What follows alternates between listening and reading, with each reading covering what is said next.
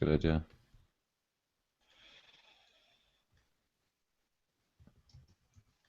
Although I hate Audacity.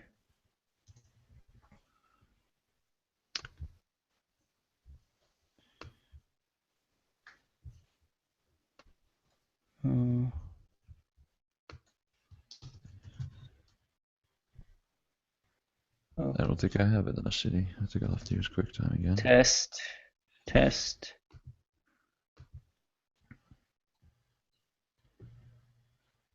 Okay.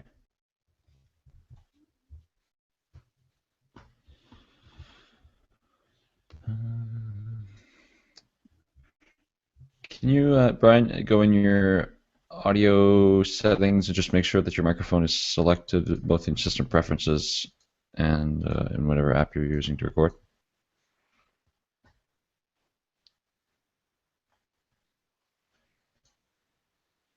Oh, we lost Brian. Daniel, are you still there? Daniel, we can't hear you anymore.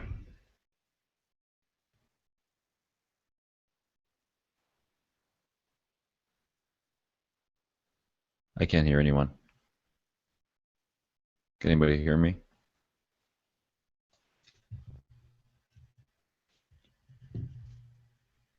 Hello? Yeah. Brian, I can hear you. We can't hear Daniel.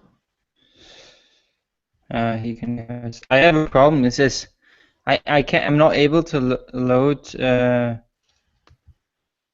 Hangout Toolbox. Now it works. It works. It lost the presets.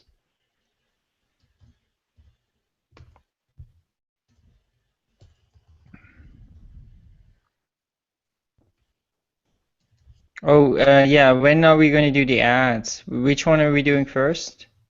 Can you hear me now? Yeah, I can hear you now. When I tried doing the sound recorder, it stopped the sound through here. So I think that that's not going to work, I'm afraid. That's strange because that usually works. Let's see if there isn't a way to record directly through Hangouts. Record.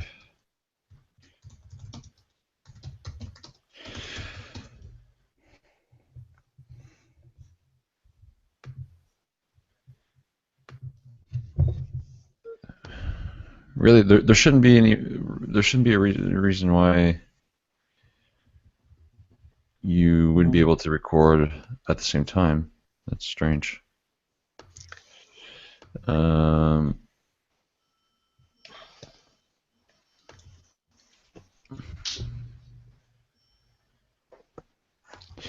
you try again, perhaps?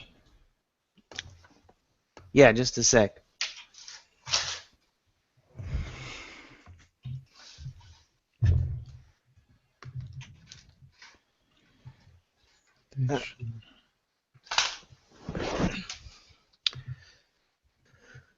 Okay.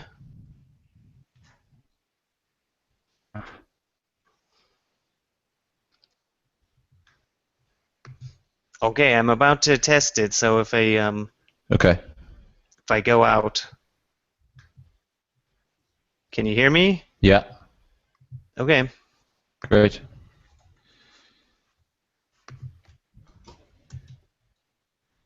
Brian, are you good? I'm just uploading the lower thirds. Okay. Could you turn the volume down on your headphones so that we can hear the feedback? This is weird. I can't upload the ShapeShift one. Oh.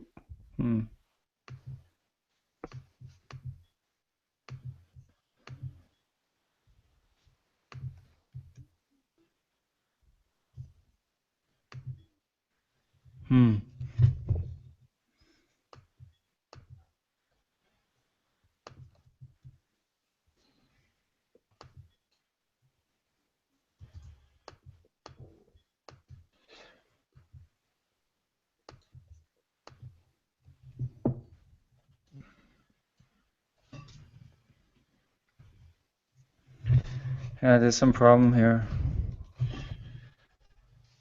So if I reload it, it loses the lower thirds now. If you reload, what do you The mean? Google Hangout. If I go out and come in again. No, it usually saves. No, it usually saves them. Let me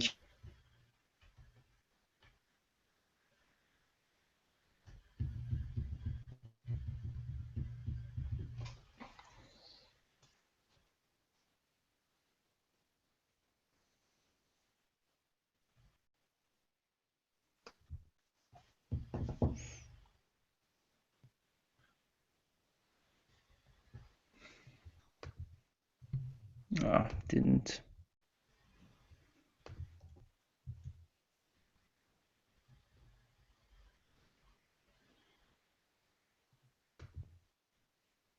There you go. Okay. Okay. Cool. Let's do the demo for the next one. We'll prepare for it. Let's just run through it like we usually do. Okay.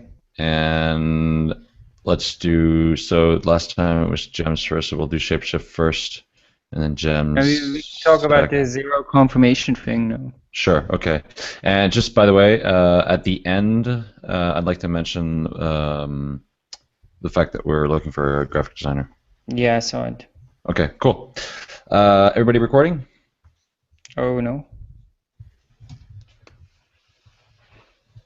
Okay, recording. Awesome. Wait a second. I'm recording too.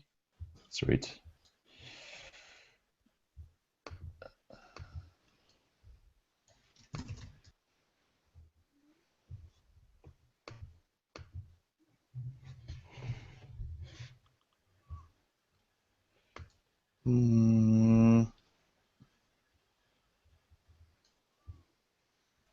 Something wrong?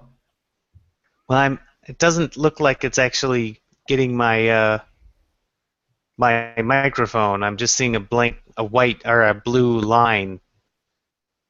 So. Okay. That's not good. Let's see.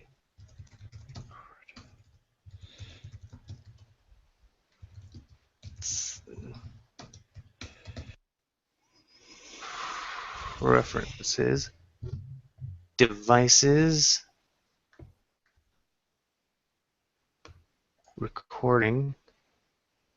Here we go. That should do it. Blah, blah, blah, blah. I still don't see anything.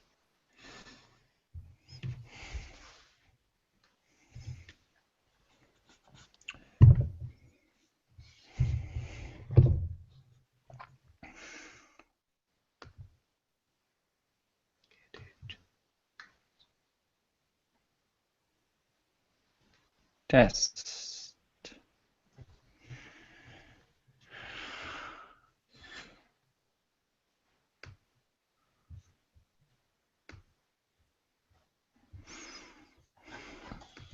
Now you should be able to record system audio. I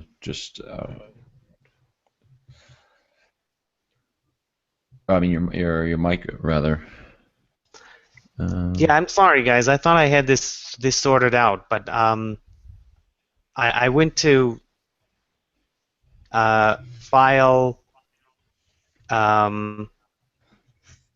or edit preferences, and I think I select the correct microphone, but I'm just not.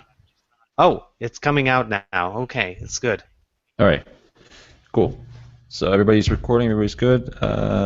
Brian, your lower third is cutting your mouth. There we go. Well, I have to sit up straight. Yeah. And Daniel, is there any way you could just lower your webcam slightly so your face is somewhat more in the center? There we go. That's perfect. Maybe a little higher. Yeah. Great. Okay.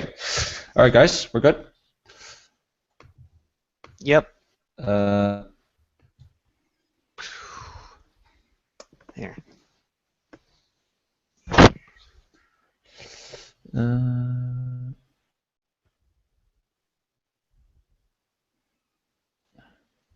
Okay, in 5, 4, 3.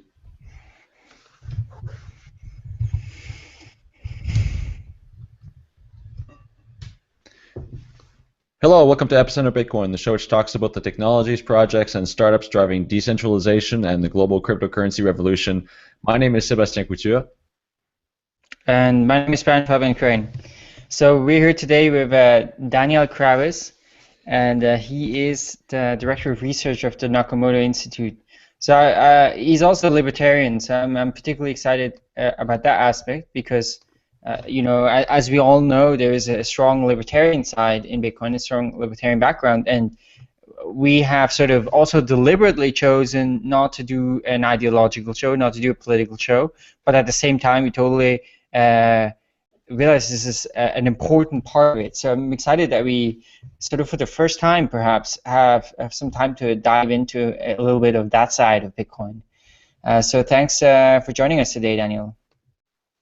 Thank you.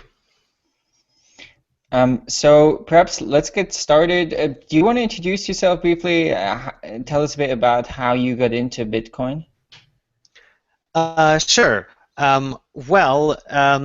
I first heard about Bitcoin from Ross Ulbricht, interestingly enough. This was before he was the Dread Pirate Roberts, but at the time, I don't quite remember the conversation, but I probably told him it was a stupid idea. So later, I saw Bitcoin again during the early part of the 2011 mania, and a lot of people said, oh, Bitcoin is a bubble and so on. But actually, this manic behavior is really what convinced me that Bitcoin is really viable, because I couldn't really understand how I could explain it without saying that Bitcoin really could become money, and that its value really was based on a network effect, and this is the Austrian economics theory about the value of money. So that observation kind of convinced me that Bitcoin really was viable. So I decided I'd better get some just in case, and that was a good decision. So then in about 2012, that's when I sort of realized that I should be devoting myself to Bitcoin stuff full time. And so this started out in my my university, the University of Texas at Austin, in some of our economics and politics discussion groups, or student groups. I was telling people about Bitcoin and about cryptography and the cypherpunks there, and eventually some friends and I from that group started the Satoshi Nakamoto Institute as a way of in kind of keeping the legacy of the cypherpunks alive, and preventing the anarchist side of the Bitcoin movement from being marginalized. There was quite a lot of talk around then about how Bitcoin needs to grow up and be serious, and no more of this embarrassing anarchist stuff, right? So we started the Satoshi Nakamoto Institute in honor of our favorite cypherpunk, Satoshi Nakamoto. And we kind of have we've been hosting and promoting a lot of the original cypherpunk writings, and then publishing articles of our own on the present Bitcoin movement, and on the economics of Bitcoin and where we think Bitcoin should be going. And of course, the other two members of the other two founders are Michael Goldstein, who is now the president, and Pierre Rochard. So there has been some controversy over whether the Satoshi Nakamoto Institute is a troll organization. We are not a troll organization, but we do believe in trolling, and so Pierre is one of the best trollers that I've ever seen. So if you want to learn about trolling, you should follow his Twitter feed. What's a troll organization? So trolling on online forums, like trying to start arguments, saying ridiculous things to try to create consternation. There are definitely a couple of things that we've published that are a little bit over the top and facetious. But we really do believe in what we're saying. We just take sort of an irreverent attitude towards a lot of it. Yeah, I know. We will be talking about some of this stuff. Yeah. Well, there is this idea in the Bitcoin movement that that Bitcoin has an image problem, and well, as I was saying before, like it needs to be more serious. We don't think that. So I think that really a better way to promote Bitcoin is with what's called counter signaling. So I think that a way to make people believe that Bitcoin is a good money is to act like you don't care whether they want it or not, because you will want it eventually. So I don't have to evangelize it for you. That's kind of the point. That's why we may seem like a troll organization to the unpracticed eye. I think we just lost Brian. Hopefully he'll come back. Oh, there he is. So can you sort of perhaps, so we can get into the Nakamoto Institute, describe what is the Nakamoto Institute and what are the goals of the organization? Sure. Well, I pretty much already explained that. I mean, we're basically a think tank, a research organization, and we try to bridge the gap between the cypherpunk ideas and Austrian economics ideas. And we wanted to keep the original visions of the cypherpunks alive in the Bitcoin movement and prevent the anarchist wing from being marginalized. Those are really the goals. Promote those kinds of ideas. So how do you feel that has developed over time? Do you feel that is something that's happened, that the kind of libertarian, let's say, factions of the Bitcoin space have been sort of pushed aside?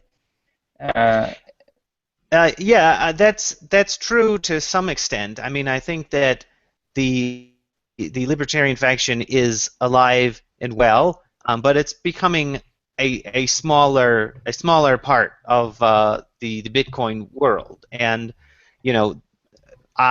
overall, I think that's it's good that Bitcoin is growing and is attracting more normal people. I believe that Bitcoin will serve libertarian goals, even if it's not libertarians who are developing it. Bitcoin puts the control in the hands of the individual. So there's an ideology called crypto-anarchy that was invented by the cypherpunks, and it's an idea that you can create a society that can run independent of state control and is able to prevent itself from being controlled by the state using cryptography with the devices available to us with cryptography, anonymity, digital signatures, and that sort of thing. But there's another way that you could interpret the word crypto-anarchy, like we sometimes say crypto-fascist for somebody who is apparently not a fascist, but whose individual positions lead to fascism. So I would say that somebody who promotes Bitcoin and who is not an anarchist is a crypto-anarchist, because I think they are still promoting a more free, less state-controlled society by promoting Bitcoin. So I'd like So to get into this idea that libertarians are often, I mean, Bitcoin is often associated to libertarian ideas, but before we do that, for those who may not know, I mean, because it's definitely the case here in Europe, when you talk about libertarianism, it's definitely an American idea, and a lot of people that I've talked to are not really sure, what is libertarianism.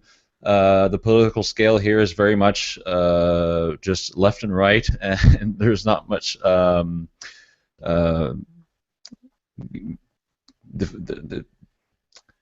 I can't not.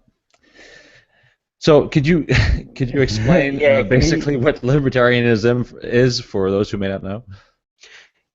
Yeah, sure. So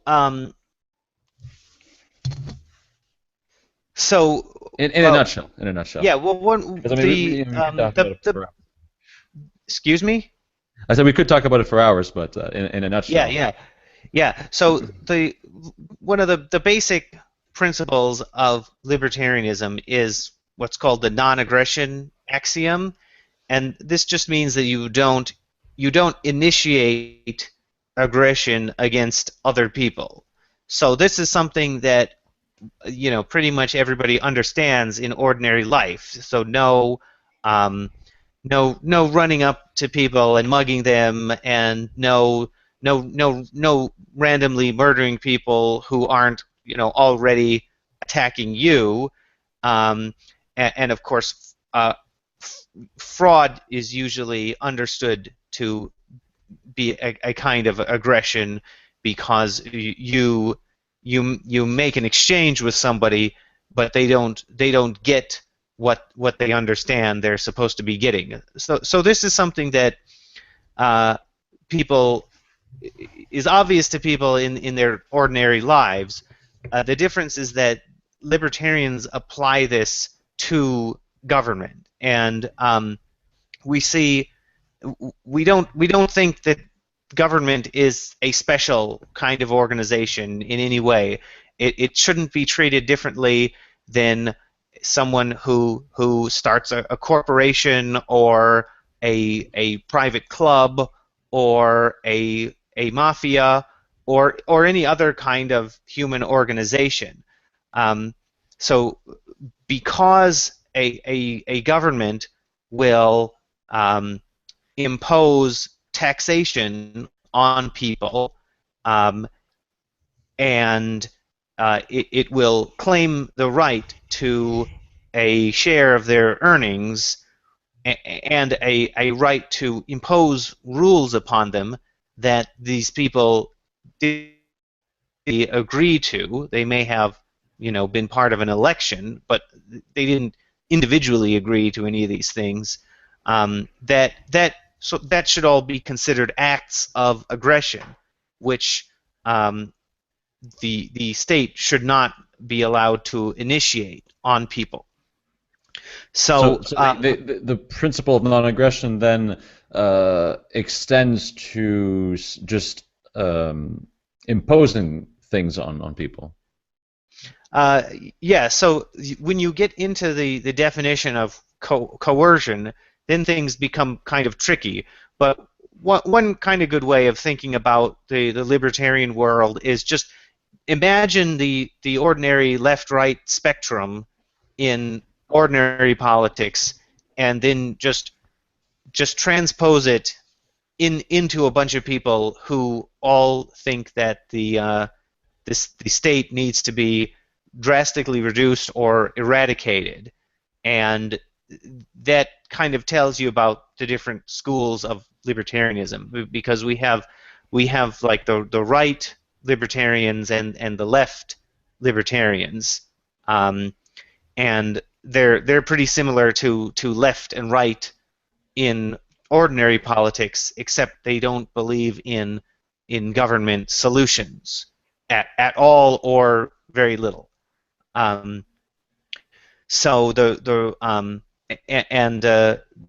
division has a lot to do with their views on property rights, or on the kinds of organizations that they want to create. So a left libertarian would be much more interested in communal property, creating co-ops, that sort of thing. Whereas the right libertarians are much more pro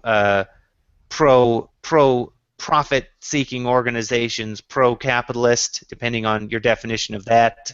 I don't want to go into the definitions of capitalism, but that's sort of how you can think about libertarianism, I think. Okay. And I presume you are identifying yourself more towards the pro-profit side? Yeah, sure. I mean, in a practical sense, I'm a practical objectivist. If you read Ayn Rand, I basically I did. as a practical matter, I think that I basically run my life like an objectivist, although I don't really follow them on the metaphysical and other aspects of objectivist thought. But yeah, I believe in making money and in private property. Now, with regards to Bitcoin and libertarianism, it seems, definitely from this side of the pond, it seems when we're looking at what's going on in the U.S., and especially as a podcaster, when you look at a lot of the podcasts, the Bitcoin podcasts, a lot of them are sort of libertarian leaning. Why do you think libertarians feel so attracted to Bitcoin? Well, around the world, money is a government-controlled, well, I don't want to say industry, but it's a government institution. Most currencies around the world are issued by governments, and the reason that the currency works as a currency, its scarcity, is due to the fact that the government chooses how much to issue, and their currencies are either like that or they're pegged to the dollar, which is the biggest government issued currency. So this is something that libertarians aren't happy with. If you have a government issued currency and you have legal tender laws and capital controls, which make it difficult for people to use other currencies and to make investments in response to weakening currencies, then governments can issue more money as a way to enrich themselves.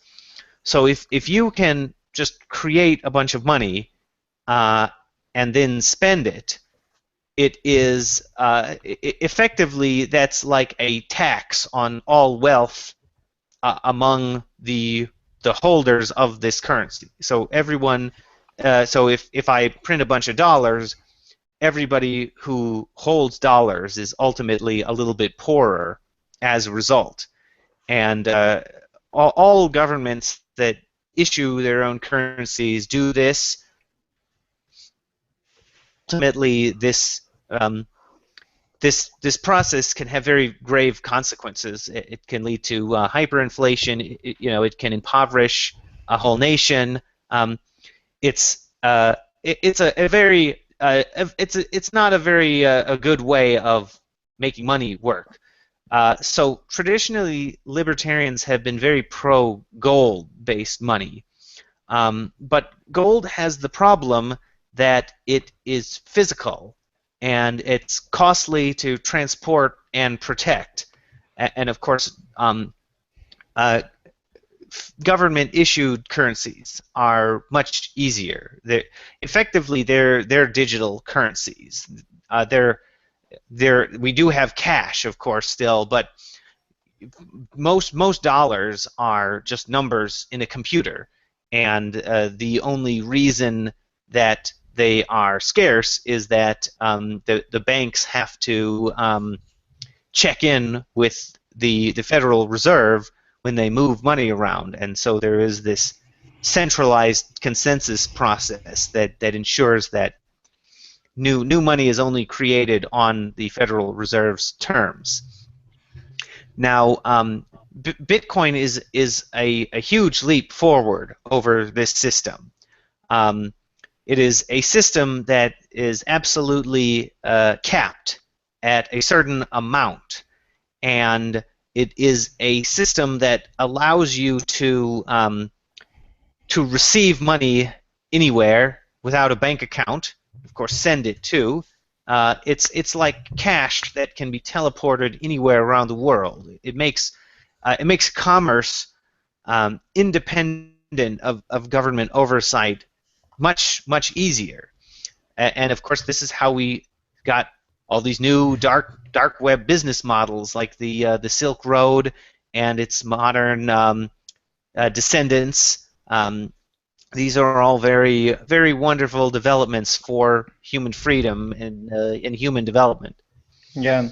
I mean, I guess one of the sort of the logical extreme one could take this, and I did this interview, a very brief, like 10-minute interview with a guy, I don't remember his name, but it's in one of our Amsterdam episodes, and he was building software to have like purely decentralized government. So he was actually somewhere in Central America, Honduras, I think, or something like that, and they were actually working on setting up city-states there that would essentially, comply to these, let's put it like voluntary rules or ideas of libertarianism, and that would also be cryptocurrency based. So it was very interesting, and I guess we may see things like that, and then I guess there is a sort of two sides to that, right? On the one hand, you may have actual governments that run like that, which are like physically located somewhere, right? They control land, etc. Or you may have these sort of maybe government-like or institutions that are purely digital, right? Where people can just sort of opt in, opt out, go wherever they go. I mean, I think Ethereum, especially, for example, Gavin Wood, he always talks of Ethereum as crypto law, and I think that's very much this idea. So it will be very interesting, I think, to see to what extent we will have cryptocurrencies sort of realize that libertarian and anarchist dream. So I think it's very much open still, but it's definitely the case that it does. I mean, it makes a lot of sense to me why libertarians would love this. Perhaps let's talk a little bit about, you wrote an article, an interesting article called, I think, The Correct Strategy of Bitcoin Entrepreneurship. We will link to this in the show notes as well. But basically the idea is that, and I've talked about it in this way as well, that you can think of Bitcoin, and then I think David Johnson talked about it in the podcast we did with him, is you can think of Bitcoin as a sort of decentralized corporation, and Bitcoins representing shares of that corporation. So if Bitcoin does well, then your shares increase in value. And you wrote an interesting article on how that sort of should affect the choices and decisions people make in building Bitcoin businesses. Can you run us a little bit through what your thoughts are on this topic? Yeah. Well, so first of all, let me just say that the title is a little bit facetious because, there is never one objectively correct strategy of entrepreneurship, but I wanted to be provocative, and I tried to argue that of course Bitcoin changes all the rules about everything, but this is something that I think some way that Bitcoin kind of changes the rules that people haven't quite got up to speed on. So the idea is that if you are a Bitcoin startup, it is your growth is kind of capped by by the Bitcoin network itself. So you can't have you can't have a larger user base than people who own Bitcoins, and furthermore, Bitcoin can live without you. So you're a riskier investment than Bitcoin is also. Like if Bitcoin fails, then you fail. But if you fail, then Bitcoin doesn't necessarily fail. So Bitcoin startups are, as a general rule, they have less upside than Bitcoin and greater downside than Bitcoin. So unless you find some real exception, some absolutely phenomenal startup, it makes much more sense to buy Bitcoins than to invest in startups. And this is something that had been bugging some of me and my colleagues for some time, is all of these VCs pumping money into Bitcoin startups, which may not end up actually accomplishing anything, rather than just buying the Bitcoins themselves. Well, they're not allowed to buy the Bitcoins. I know that's sort of the problem right there. They need to change how they do things. So we came up with the term a speculative philanthropist for what we want to have in the Bitcoin world, and that's someone who invests in Bitcoins and then donates some of their time and money to projects that will improve the Bitcoin network. And you can model a startup based on this idea too. So you create an organization that just holds Bitcoins, and you try not to spend too much of it, and you try to improve the Bitcoin network so that your holdings go up. So it's not necessarily the service that you provide which has to make a profit. It's really the service you provide has to make the Bitcoin network as a whole attract more people. And I would say, yeah, I would say as a general rule, in a when the overall economy or when some part of the economy is growing so rapidly, there's a point where it kind of makes more sense to just donate to the economy than to try to create your own little niche in it.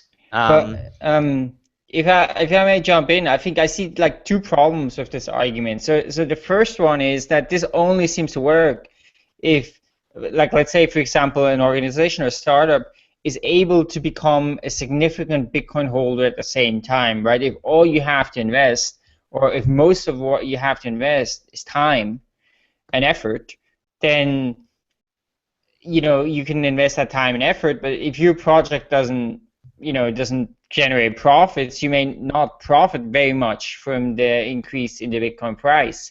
So that's number one problem. And the second problem is, of course, you have a free rider problem, is that you can presume that any one project is not going to dramatically change the course of Bitcoin. So you're probably better off doing something that just seeks to maximize your own profits and hope that other people undertake those kind of speculative philanthropist projects, and that then you sort of profit from their projects without having to do any of the work. Sure. Well, so if you're not a big Bitcoin holder, what I would say is your goal should be to get as many Bitcoins as possible, So trying to get a high-paying job, which maybe doesn't involve Bitcoin at all, and then try to keep buying the Bitcoins. Or you know, if you are starting a startup, that this should be one of your goals for what to do with in money that is invested in you, is to try to get large Bitcoin holdings. And as for the free rider problem, I would say that anybody who is investing in Bitcoin is contributing to the overall Bitcoin economy. So I don't think there necessarily is a free rider problem here. If all you want to do is just buy a bunch of Bitcoins and take a nap, you know, I would still say that that is a worthwhile thing to be doing. Right, but it's something very different from buying a bunch of Bitcoin and then building an open source wallet that will be used by thousands of people. Sure, but I mean, I think that the empirical evidence shows that people are willing to put plenty of time and effort into creating open source projects such as wallets. So another good example of this, I think, is the company BitPay. So they provide a lot of free services, and they are also a large Bitcoin holder. And my understanding is that they've actually been following this very strategy since before I wrote the article. So good for them.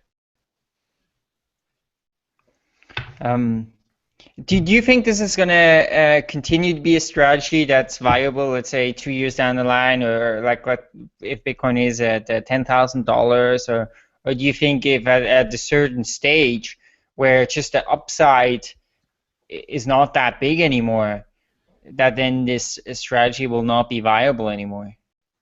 Right, yeah. Eventually, Bitcoin will not grow anymore, and then this strategy will no longer be viable. At that point, you know, the Bitcoin companies, you know, they'll be providing financial services, and they'll have to earn a Bitcoin profit off of it. But as for the 2 years that you mentioned, I mean, I really can't say. Bitcoin has been showing, on average, extraordinarily rapid growth since trading began. You know, it's hard to say when that'll end, but you know, I think that it will continue, at least in the immediate future. So now let's talk about where Bitcoin goes, though. So just before we do that, we'd like to just talk about a sponsor real quick, because we are running about 30 minutes into the episode, so I have to interrupt you to talk about our sponsor, which is ShapeShift. So, have you ever tried to buy some altcoins? Brian, when was the last time you tried to buy altcoins? You know, good that you're asking me, because I actually just used ShapeShift like yesterday or the day before. Yeah. Because I have this app called Rain, which is really cool, by the way. So you can sort of make it rain Dogecoin, but I wanted to put some Dogecoins on there. So you basically, you know, I could take, you know, 5 milli Bitcoin and send it to ShapeShift, and they would put me the Dogecoin straight into the wallet. Took like less than a minute. Yeah. So for those of you who don't know, ShapeShift is the easiest way to buy and sell altcoins. They support Litecoin, Purecoin, Darkcoin, Dogecoin, Namecoin, Feathercoin, Blackcoin, and they're adding new coins all the time. It's not an exchange. It's really just a service where you can easily change Bitcoin into any of these altcoins and vice versa, and all these. I mean, you can change Purecoin into Darkcoin or Dogecoin or whatever. So the best thing about ShapeShift is that you don't even need an account. There's no need to give them any personal information. They don't even want your email address. And trading with ShapeShift, like Brian just said, takes just a few minutes. not hours, which is what it would usually take you to go on an exchange and create an account and give them your ID and all that stuff in order to be able to buy and sell altcoins. So let's just walk through how this works. So you go to the website, and there they've got a conversion tool that looks a lot like a currency conversion tool if you've ever used one. On one side, you have the currency you want to convert, and on the other side, you have the currency you want to convert to. So let's say we want to convert Bitcoin into Dogecoin. We'd select Bitcoin on one side, Dogecoin on the other side, and you enter the amount of Doges you want, for instance, and then you hit start. And then all you need to do is send a specific amount of Bitcoin that they will calculate for you to an address, and you hit go, and that's it. And how long did it take you, Brian? Like 30 seconds to get Dogecoin in your wallet? Yeah, I mean, I think if you have the receiving address ready, it takes you like 30 seconds. Right. So it's super fast. It's super easy. It's the fastest and easiest way to buy and sell altcoins. No accounts needed. No personal information is required. They're doing zero confirmation transactions now, so you don't even have to wait for one confirmation. You send the Bitcoins or any other currency, and straight away. That's it. So that's one of the reasons why it's so fast, is they do zero confirmations. So your privacy is protected, and you only pay a small fee, which is calculated up front, and it's included in the amount of Bitcoins that you send them. So head over to ShapeShift.io, give it a try, and tell us what you think. And we'd like to thank ShapeShift for their support of Epicenter Bitcoin. So Daniel, you were going to start talking about the future of Bitcoin. Was that correct? Because that's one big topic we have coming up. So if you sort of launch into it straight away, then that's fantastic, of course.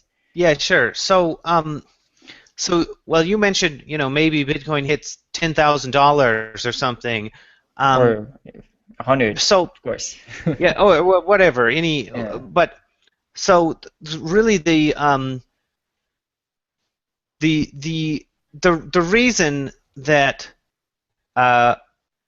money is valuable, whatever good we use as money, is just the fact that everybody else demands it. Everybody. So say you go on a desert island. Well, you're shipwrecked, right? And the people on this island all use beads as money.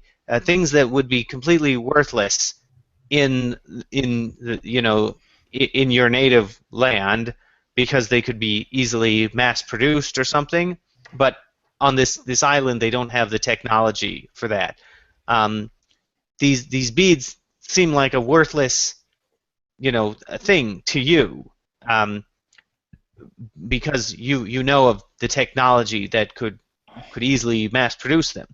But because you're trapped on this island, and because everybody else on the island wants to grab lots of these beads as much as they can, it's rational for you to want some as well, because you know that if you have some, it'll be easy for you to spend them to get whatever you need from everybody else.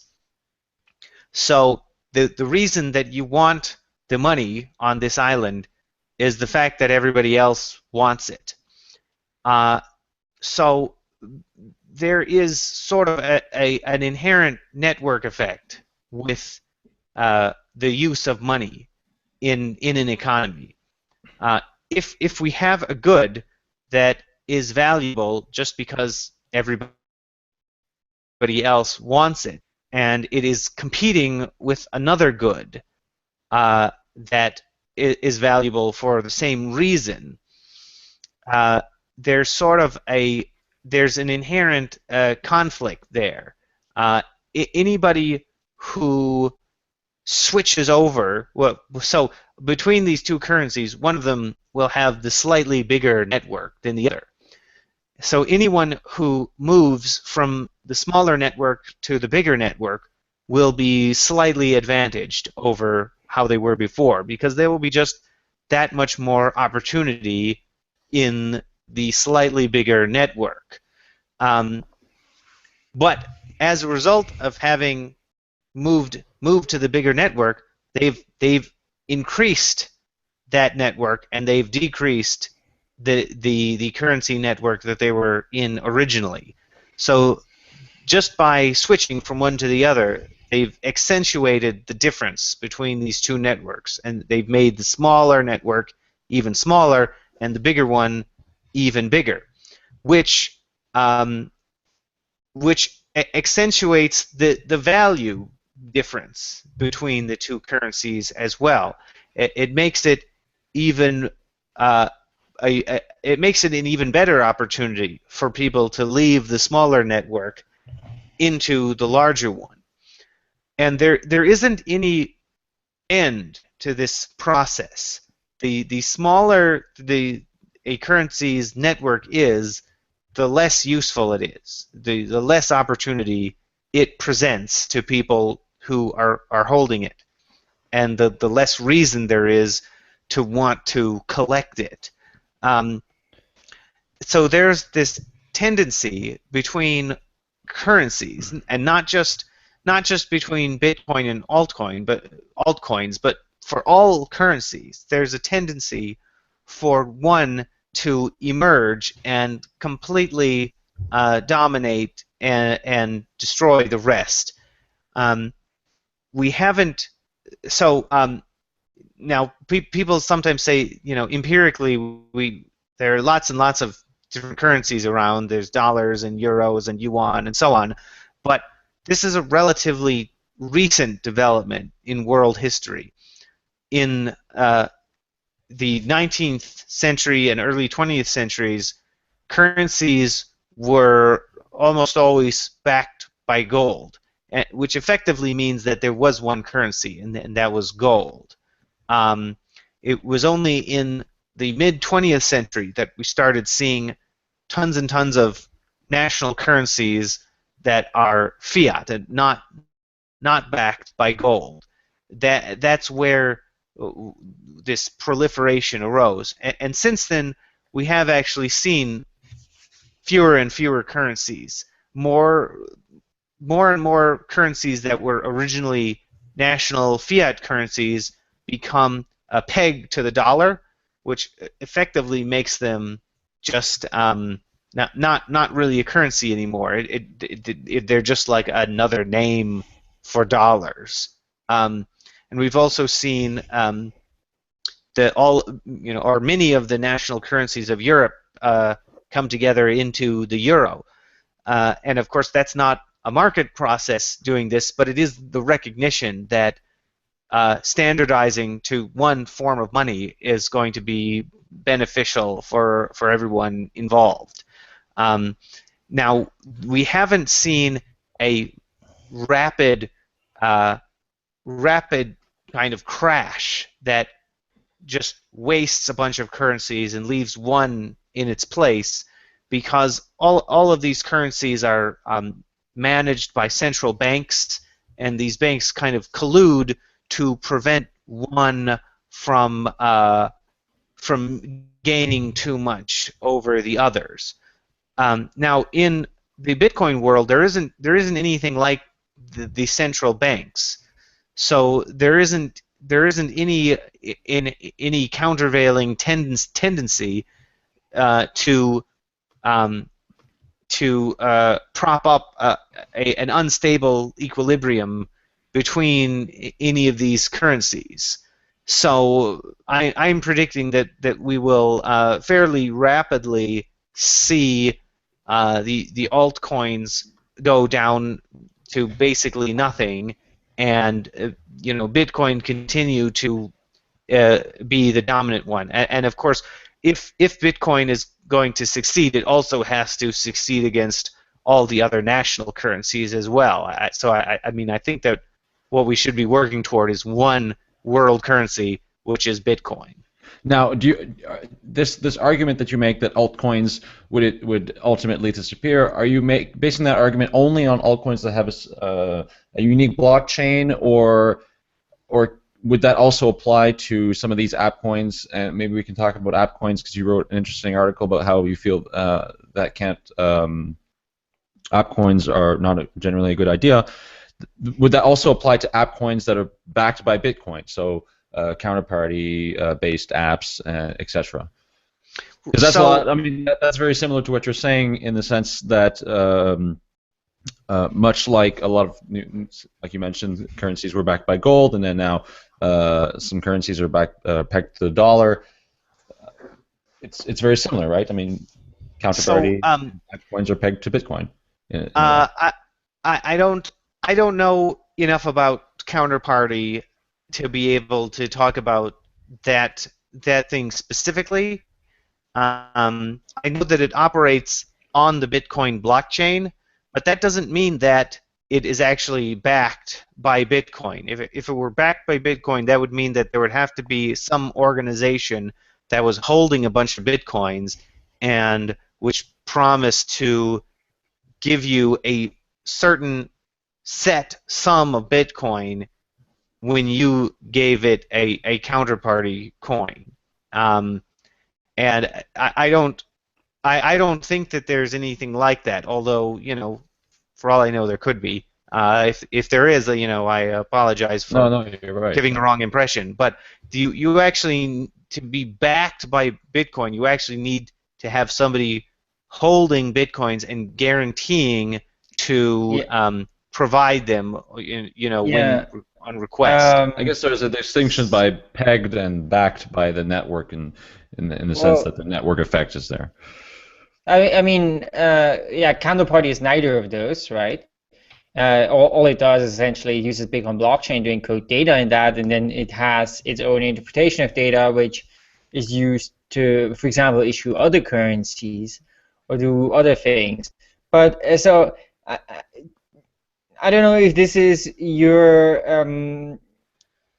sort of field of expertise, but do you really believe that Bitcoin, especially when we start talking about maybe non-monetary uses of the blockchain, etc., do you believe that the Bitcoin blockchain will be able to accommodate those and handle those, and perhaps also scale with a demand that could very easily become perhaps even many times larger than credit card networks today, especially if we start talking about non-monetary transactions? Yes, so I mean that's a very difficult software engineering question, and you know I certainly can't say for certain that Bitcoin will. Well, let me say, I mean I think certainly theoretically I think Bitcoin can be the world's money. It is a question how rapidly technology will develop to enable this to really work. I don't think that Bitcoin could immediately become the world's money now. There would need to be quite a lot of upgrades to the underlying software, and I think we need to assume that the data storage capacity is going to continue to get cheaper, and the internet is going to continue to get faster and faster. But if what I do say is that if you believe in Bitcoin, that should be your end game. Is Bitcoin is the world's money, and if that isn't, then maybe you should. If you don't think that's possible, then maybe you should rethink your involvement in Bitcoin. Well, I want to come back to this in just a second with some other perspective on this. But before we do that, which is extremely timely also to our discussion, we would like to run a second ad for a second sponsor, Gems.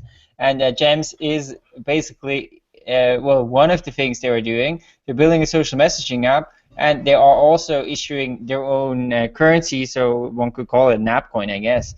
So here's how this works. So Gems is, it's a social messaging app, a lot like WhatsApp. It's also a Bitcoin wallet, and they use their own cryptocurrency, Gems, to basically incentivize behavior on that, of the users of the app, and also to start off and sort of bring new people into the cryptocurrency ecosystem. So, for example, if you have that app and then you invite new people to it, you will receive Gems, right? So if you think of WhatsApp, that went to this huge huge user base, they didn't incentivize actually financially the people to do that, and Gems does, so that's cool. And of course, people just get used to using cryptocurrency straight away. Sébastien, do you want this app? I can't wait to use this.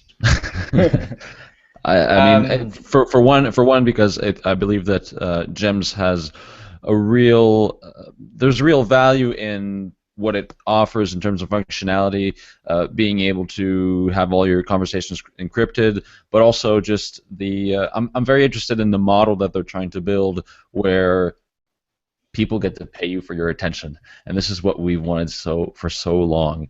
So Yeah. I really believe in this project, and I think like you said, it's very timely with this discussion, and we'll be able to get back into this and sort of debate whether or not this is a good idea or not.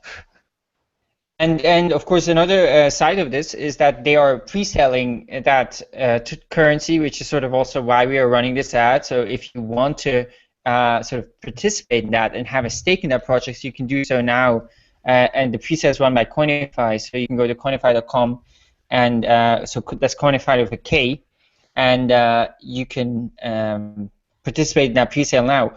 And that's actually another interesting use case when we talk about Appcoins, is the funding model, right? Because you are able to essentially sort of bootstrap these projects and achieve do that in a crowdfunding way, which you can't really do otherwise, right? So if you do, like, let's say they did Gems, and they didn't use their own currency, but they used Bitcoin. Now, even if Daniel, you're right, and Bitcoin is going to be the one currency, this wouldn't help them in funding all the development, and it wouldn't help them in giving users a stake in the project. So I think that's it's a sort of an interesting dynamic that we have. Of course, nobody thinks that Gems is going to be the world currency. That's not going to happen, right? It has a very specific niche use case, although that could be a very significant one. So coming back to our episode, I would, if we talk about big, so there's one thing I've been thinking about recently, and that's the question: is to what extent are you right? You know, to what extent will we have Bitcoin becoming the world currency? I mean, I certainly hope so. It would be great, right? But I'm not so sure. And one reason, and I think it's quite an interesting one, is the question of, you know, how good of a currency is it actually? So what if you, for example, could have a much more stable cryptocurrency? Because volatility does seem to be an issue for a lot of people. And I know Libertarian has talked about this, and also Robert Sams, and we're actually going to have both of those guys on over the coming weeks. So what are your thoughts on this? Like, do you think Bitcoin will ever be stable enough, for example, to be a unit of account? And I made the example, I think, in a previous episode, where, you know, let's think ahead 20 years or however long it takes, and let's think someone has to enter a life insurance contract now and say for the next 15 years I'm going to pay a certain amount of Bitcoin or let's say Bitcoin, and then I'm going to get a payment out. Of course, that only makes sense if you can have a realistic expectation of what's the real value of those payments. Do you think we'll ever get to the stage where Bitcoin will have such a stability that you can enter these kind of legal contracts confidently and without running big economic risks? Sure. Well, so if Bitcoin does take over the world, then it will be stable. But Bitcoin will never be stable priced in other currencies. It can only be stable if the other currencies are eliminated, because of this network effect. So now there isn't necessarily any inherent value in having a stable price. If the economy is changing rapidly, then nothing is then nothing, you know, things shouldn't be stable. An instability in prices reflects rapid changes in the underlying availability of goods. So I But would you say need that. stability to enter contracts, no? Well, so I'm getting to that. So I would say that Okay. the instability of Bitcoin is due to the fact that people are rapidly learning about its superiority as a currency. And I would say that if we are in an economy that is switching from one currency to another, then it's just a bad idea to give out loans. Like that's just not something that you could do very easily under those circumstances. Um, you know, that's just sort of the underlying reality of switching from one currency to another. During that transition period, uh, you know, I wouldn't give out any loans. If I could, and I apologize if I haven't intervened very much. I'm not feeling very well, actually. But I just want to, although I agree with, I think I agree with the economic reasons why having multiple currencies is difficult or perhaps impossible. I really don't agree with this idea that Bitcoin will be the world currency. And I think there's a lot of reasons for that, but one of the primary reasons, and I think one of the reasons why we need altcoins, is that Bitcoin just has terrible marketing. Like, there's nobody. I mean, Bitcoin as a product is just a horrible thing. You know, I mean, I believe I it is. mean, clearly Dogecoin is much superior in terms of the marketing, No, but right? what I mean is and not to. I mean, we are sponsoring GEMS, but I also really believe in that sort of product because I think that it brings real functionality to cryptocurrency that people will use and value, and I really see a future where perhaps not GEMS, but maybe some other app down the road, and a few years from now gains like a massive amount of users, and you walk into a bar and they accept that coin because it's just like if Facebook started issuing money, you could expect that a lot of places would start using Facebook Cash, right, or accepting Facebook Cash. Yeah. I really think this is how we're going to get to the adoption of cryptocurrency, is through apps, and these are the guys doing the work and the marketing and bringing people in. I don't think that's happening with Bitcoin. I mean, if I may sort of from my perspective, I don't see that happening at all. Right? I mean, I think those currencies will happen, and all those coins that are sort of app specific or function specific will emerge. But those, they will never be money, sort of universal money. There will be money in a very specific context. Not universal money, but I think we're going towards a diversification of money. We're going through right. I think that the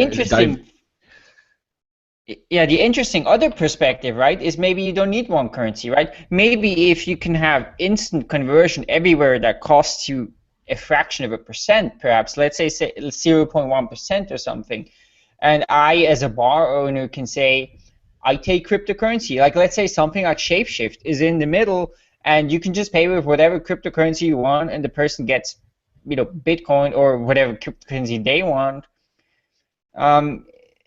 At least from a transaction standpoint, I don't see a problem with there being tons of them. Of course, the flip side of that is when you talk about a store of value, then that becomes a different matter, right? Because that is definitely unstable. When you say, like, where do I keep my money in, if this composition of which currency is attractive and not, gaining in value and not, is constantly changing, well, that is a problem. Okay, well, you both said a lot of different things there. I'll try to respond to all of them, but if I forget something, I can't remember everything. So first of all, you shouldn't think of Bitcoin as a product. Bitcoin is an investment, and the driver of adoption is not. It shouldn't be thought of as what you can immediately do with Bitcoin. It's the idea that in the future Bitcoin is going to be worth a lot more. I don't know what was going I think on it's the there. first time we've had a cat on the show. No. We always like to Yeah. have another guest on. So. Sorry, you were saying. I must be annoyed with me about something. I don't know, but that's and this is also, well, I have an article called how to market Bitcoin, and this is where I talk about the idea of counter signaling as marketing. I don't think I used the word counter signaling, but you try to market Bitcoin by showing that you don't care whether other people get it, because that communicates your self-assurance that they are going to want Bitcoin in the future at some point, whether or not they get it right now. Let's see. And now this idea about instant conversion between currencies, that I would say that this means that one currency will win out much more quickly than if there were transaction costs between moving from one currency to another, because that makes it easier to switch from the smaller network to the bigger network. Well,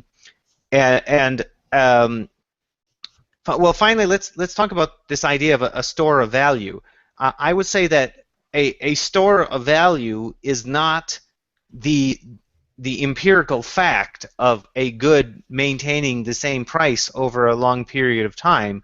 The cause that makes a good into a store of value is a difficulty of reproducing it and a difficulty of counterfeiting it, or ease of verifying that it's real. So, like most of what people use gold for is just storing it. I mean, gold does have industrial uses, but because it's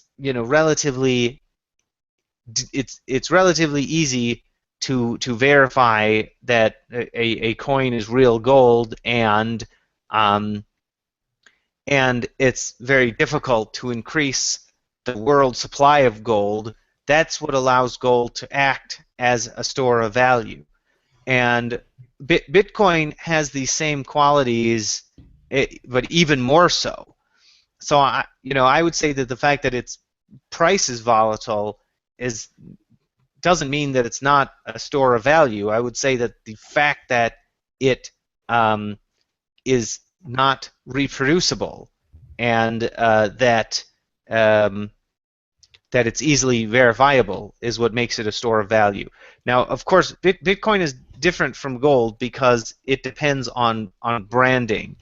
So, in the sense that people have to know that Bitcoin is the biggest currency, and it's the one that matters. And if Bitcoin were perceived as just another altcoin, then it wouldn't have that the store of value properties, because it wouldn't have a brand. Whereas gold doesn't require that. Cool. Well, I think we're sort of at the end of our show, but maybe one last thing, and you're not really going to have time to go into depth, so you just have to answer, Daniel. I apologize beforehand. But do you think Bitcoin will become, there are generally three things thought of as money, right? Three sort of functions that money can have. So that one is a medium of exchange, so it's something that's used to facilitate transactions. Second is a store of value, which we just talked about, and the third is a unit of account. Do you believe Bitcoin will achieve all three, and what order? So just very briefly, if you can do that, can you give us an answer to that? Sure. I mean, I think that it already is all three, and I've written an article. We don't have time to go into units of account, but I've written an article called "Bitcoin is the best unit of account," and you should go and read that one. Okay, cool. No, that's a We'll good add answer. those to the show notes. So yeah, we are at the end of our episode. Thanks so much for joining us, Daniel. All right. Now, Well, if thanks for people want to inviting hear me. about it, yeah, if people want to check out the Nakamoto Institute, what's the URL? NakamotoInstitute.org.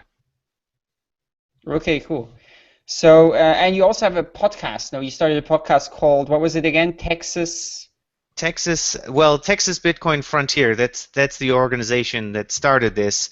So we have a series on the history. Let's see, the theory of money and the history and prehistory of Bitcoin. Now I don't remember exactly what it's called, but well, you can go search for those terms and find it. We're going to start this Monday with a new format, but we're not entirely certain what that's going to be yet. And you can find Okay, it perfect. on YouTube. It's a Hangout as well, I believe. Yeah. Cool. Yeah, so thanks so much. We're going to be back next week. We will have a hangout with Alan Scott. He's the chief editor of Cointelegraph. Actually, I'm not going to be here because I'm going to be traveling to go back to Berlin to some Bitcoin workshop on starting a cryptocurrency bank. So I'll be on the plane. Yeah, But Brian, do you care to tell us about your setting? What's this in the background? Yeah, so I'm in the mountains in Switzerland right now. It's very nice. Which you can. It is very nice. You Yeah. should have let those candles behind you. Yes. And Sébastien, you wanted to talk briefly. Well, let me mention it. So we're hiring a graphic designer, mainly I think to do album artwork and maybe some other things. So you know, if that's you, please get in touch. Of course, you pay in Bitcoin.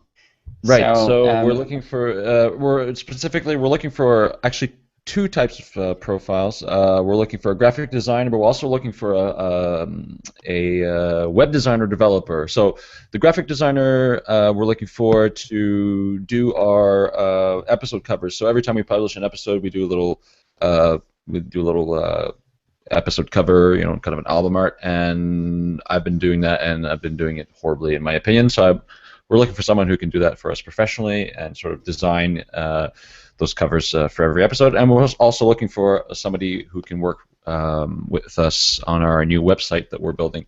So we're looking for a web designer / front-end developer. Also, if you have any experience with WordPress, you can email me directly at Sébastien@epicenterbitcoin.com. That's with an EN at the end, Sebastien.